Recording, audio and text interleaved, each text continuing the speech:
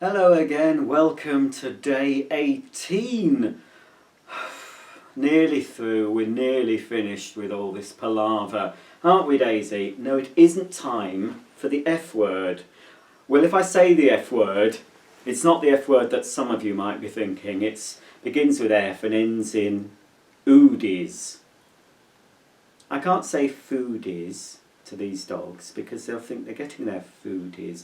You've got an hour to wait before it's time for that, young ladies. Now, can you just sit there, be good, and let me tell these good folks what's coming up in today's video.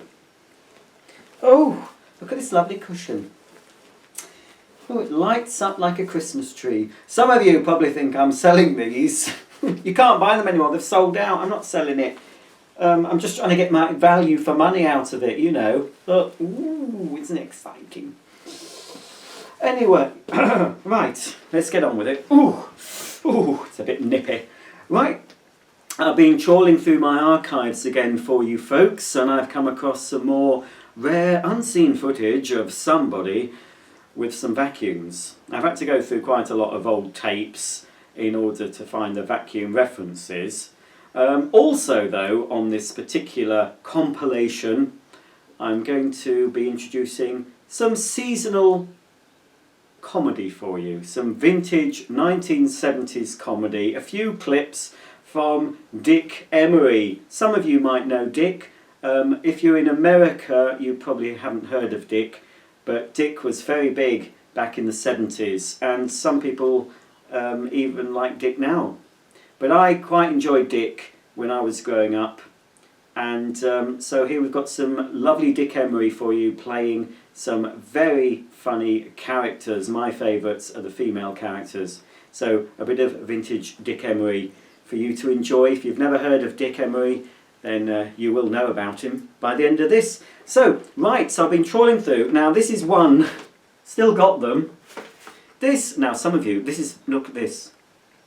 This, boys and girls, used to be what we used to record our television on. It's a big cassette, and inside, it's a VHS cassette, there's a tape, and this particular one is, I'm trying to see how long it is, it's an E240, which meant it was a 4-hour tape, 240 minutes. You could get E180s, which were 3 hours. So E180s and E240s were the most common length of video. Anyway, on these videos, a vintage me with vacuums some of the time. So what you're going to see is some old footage recorded. Actually, my camcorder used to take this size cassette.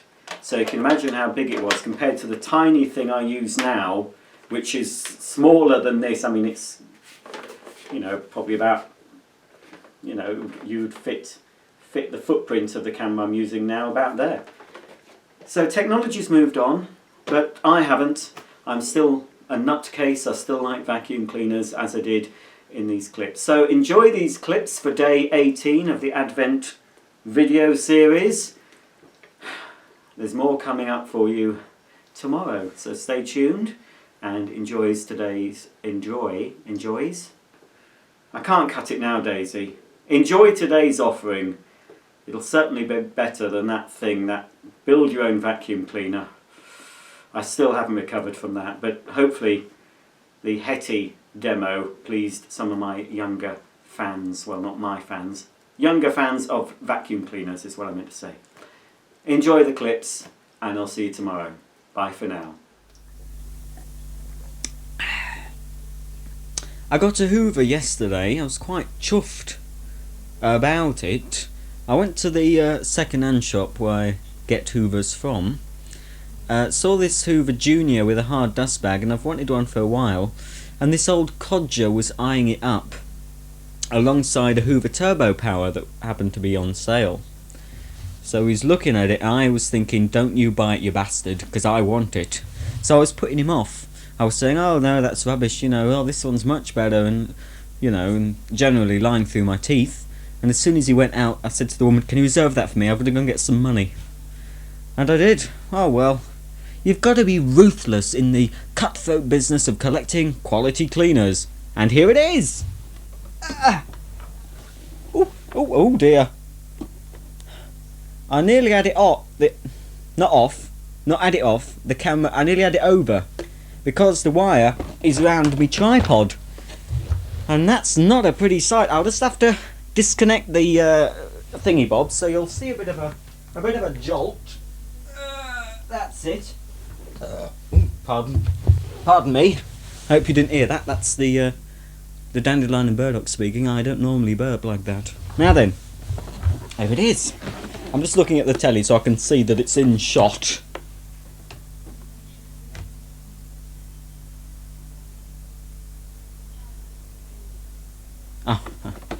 Sorry, I just thought Annie had finished and I just don't want to miss birds of a feather. Anyway, here it is. It's a Hoover Junior with a hard dust bag. Inside there? My God. It cost me £20, but it cleaned up very well. It was quite a good nick anyway, but a bit of a polish. And there we are, you see. On camera, it's brand new, doesn't it? Look at that gloss, look at that. You wouldn't get a shine like... Oh, God almighty. Sorry. There's the faithful washing machine, and here is a new super deluxe crystal jet. Hoover crystal jet. Absolutely marvellous with push button control.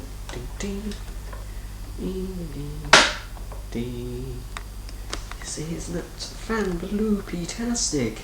And let's see what's inside. Ooh. Filth, muck, dirt, soil.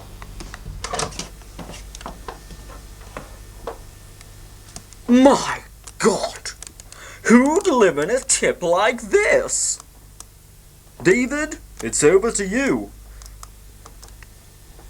Now, as you can see, this room has not been well kept. It's a little bit messy. There's some wildlife there.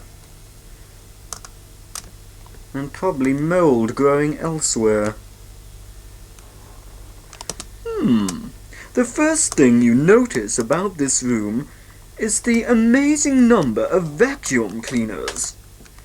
There's one there. One there. That's the fantastic Hoover Turbo Power Freedom Cleaner. There's one over there. This cupboard's full of cleaners. A Hoover carrier bag? And what's this? Another vacuum cleaner. A lot of videotapes, obviously in dire need of sorting out. Yogi Bear, another Bart Simpson.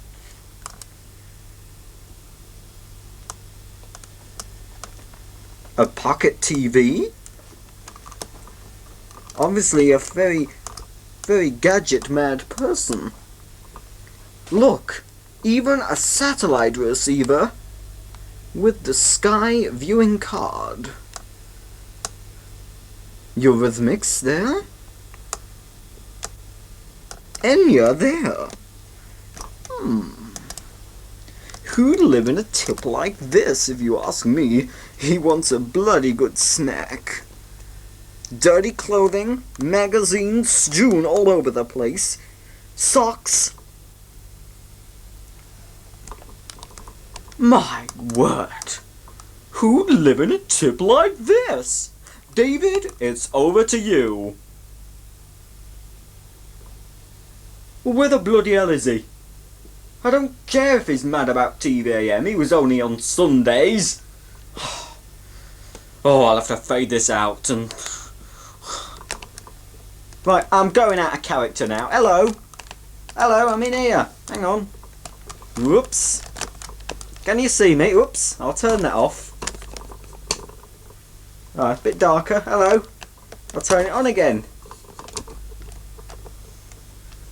Absolute disgusting mess. Well, I'm afraid this is the real me. This is what my bedroom's like. Now, actually, it is a bit worse than normal. Yes, it is a little bit worse. There's some nice pictures there. Anyway, and now for something different. Well, on with the gift wrap. Now, that's for Mark. Right, let me see. It's a bit tricky, this. I don't know how on earth I'm going to wrap this present to myself. It's a bit tricky. Just looking at that last bit to camera that I did, and I thought, well, that doesn't look very Christmassy. So, what do you think? Eh? It slipped down a bit. But there we are. Much better. Now, I'm sending my roving reporter, Peter Snodworthy, out in the streets, in the busy high street, and he's going to be asking a few people what they think about Christmas. What did they get up to? So, here... Oh my...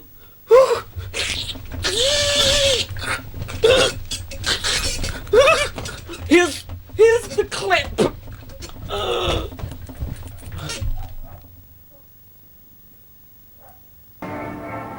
What can you say about Christmas that hasn't been said 1,000 times before? The season of goodwill? God rest ye merry gentlemen.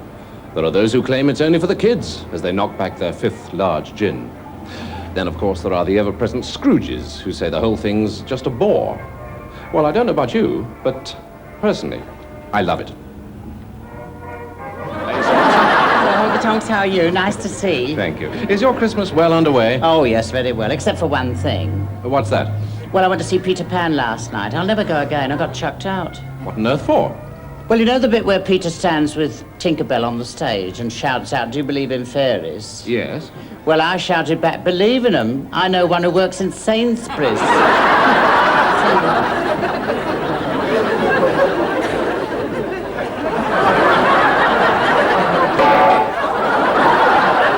Excuse me, sir?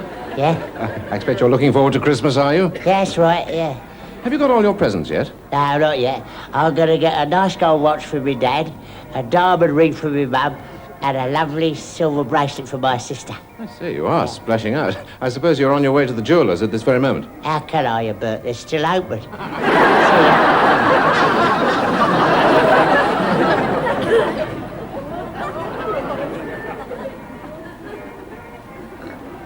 Excuse me, madam. Miss. Oh, miss. I expect like everyone else, you're finding Christmas very expensive. Oh, not too bad. I'm saving up for it, you see.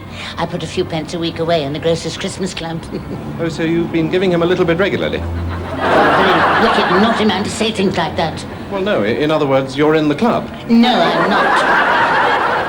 I don't mind if you don't. After all, it is Christmas, isn't it? Are you married? Well, as a matter of fact, it's not I'm something I beautiful, wish to nice, talk about.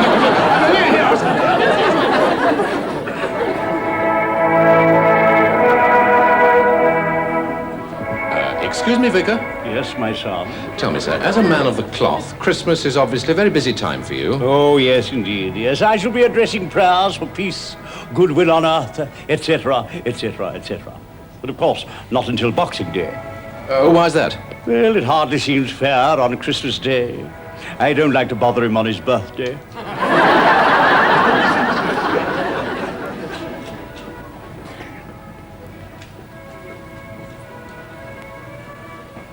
Excuse me, Jack, could I have a word? See my wife, Chief? Home for Christmas, are you? Yes, right. I expect you're loaded down with presents. Yeah, I always try and get a present associated with the port we happen to be calling at. How do you mean? Well, I'll give you, for instance, get some ham in Hamburg, port in Port Said, a Cape in Cape Town. I see, how very intriguing. Yeah. I've got a couple of good novelties at our last port call. Where was that? Brest.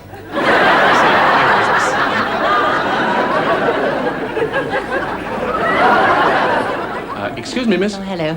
Here's a charming young lady. Oh, thank you. Tell me, miss, what do you like best about the festive season? Well, I think it's Christmas dinner, really. Oh, you like good food? Yes, well, you see, my boyfriend's a butcher and poulterer. So he knows where to put his hands on a big, plump bird. With luck, he'll give you a nice goose for Christmas. You are awful. But I like you.